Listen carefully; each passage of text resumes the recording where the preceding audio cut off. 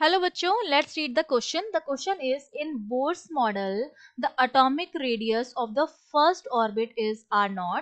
Then the radius of the third orbit is. तो third orbit की radius जो है वो हमको कैलकुलेट करनी है और फर्स्ट ऑर्बिट की हमको गिवन है.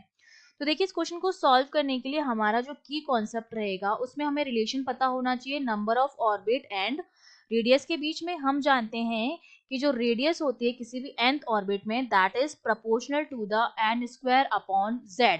यहाँ पर n आपका नंबर ऑफ ऑर्बिट हो जाता है और z आपका क्या हो जाता है, एटॉमिक नंबर हो जाता है.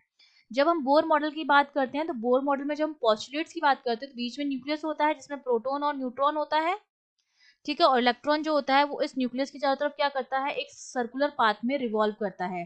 तो इन दोनों के बीच में अट्रैक्टिव इलेक्ट्रोस्टैटिक फोर्स लगेगा क्योंकि दोनों चार्जेस हैं और दोनों क्या है, अनलाइक चार्जेस हैं.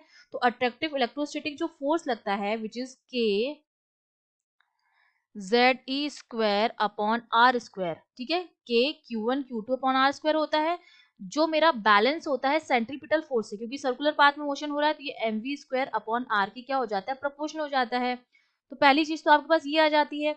दूसरा हमें पता है कि जो एंगुलर मोमेंटम होता है mvr that is quantized nh upon 2 पाई के बराबर होता है. तो इन दोनों इक्वेशन से जब मैं रेडियस कैलकुलेट करती हूँ तो जो रेडियस आती है किसी भी nth ऑर्बिट में वो मेरी बराबर आती है R naught N square upon Z के, जहां पर आर नॉट जो है वो ग्राउंड स्टेट में रेडियस है, ठीक है. आर नॉट जो है वो ग्राउंड स्टेट की रेडियस है और ग्राउंड स्टेट का मतलब होता है n इक्वल्स टू 1. मतलब फर्स्ट ऑर्बिट जो हमारा होता है वो हमारा क्या होता है, ग्राउंड स्टेट होता है. तो आर नॉट की वैल्यू जो है वो हमें गिवन है तो यहाँ से मेरे पास आर एन जो आ जाएगा वो हमारे पास कितना हो जाएगा, आर नॉट एन स्क्वायर हो जाएगा, क्योंकि हम यहाँ पर हाइड्रोजन एटम मान के चल रहे हैं और हाइड्रोजन एटम के लिए z जो होता है वो क्या होता है, 1 होता है. क्योंकि जो बोर मॉडल दिया गया था वो हाइड्रोजन एटम और हाइड्रोजन लाइक एटम्स के लिए दिया गया था तो z हमारा 1 हो गया. और हमें निकालना किसमें, थर्ड ऑर्बिट में, मतलब r in third orbit equals to R not